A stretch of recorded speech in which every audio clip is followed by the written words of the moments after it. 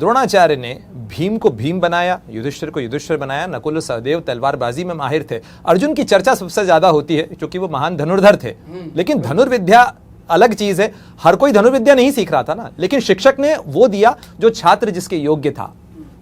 नहीं, वही बात मैं कह रहा हूं। जैसे द्रोणाचार्य ने पांचों भाइयों की परीक्षा ली, मछली की आंख वाली, वो आईएएस की ही परीक्षा है, उसमें पास सिर्फ अर्जुन हो रहा है क्योंकि अर्जुन का व्यक्तित्व है।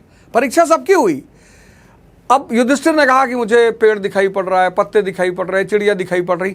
बस हम भी वही करते हैं। हमारे पास 5 लड़के अगर आते हैं, उसमें जो अर्जुन है वो हमारी बात को समझता है, उसको पता है कि मारना कहाँ है।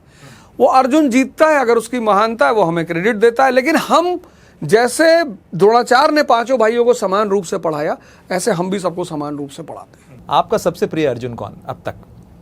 राजू शुक्ला। क्यों? एक्चुअली जब वो मुझसे मिला तो मुझसे कहा कि सर मुझे ऑप्शनल में एंशिएंट हिस्ट्री रखना है। मतलब उस व्यक्ति को ये भी नहीं पता था कि ऑप्शनल में एक पूरा विषय होता है इतिहास, उसमें आपको एंशिएंट भी पढ़ना है, मेडिवल भी पढ़ना, मॉडर्न भी पढ़ना। आया मुझसे कहा सर मुझे ऑप्शनल में, तब वैकल्पिक विषय होता था, तो उसने कहा मुझे सर एक ऑप्शनल में एंशिएंट हिस्ट्री रखना है। तो मुझे लगा कि यार इससे मना करने कि भैया तुम कुछ और करो जब तुमको पता ही नहीं वैकल्पिक विषय क्या होता है।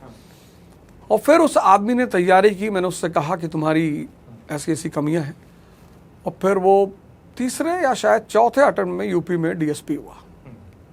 अगर उसकी इंग्लिश अच्छी होती तो वो लड़का आईएएस होता। तो वो मतलब जिस आदमी का बैकग्राउंड बहुत वीक है पढ़ाई, जिसको ABCD से पढ़ना है, वो अगर आकर अपनी तैयारी को मजबूत करके सिलेक्शन लेता है तो वो बहुत बड़ी उपलब्धि है। भारत में शिक्षकों की परंपरा रही है, आपने द्रोणाचार्य का जिक्र किया, मैं जिक्र करता हूं चाणक्य का। अगर आज अवध ओझा जी चाणक्य हों तो अपना चंद्रगुप्त कैसे चुनेंगे?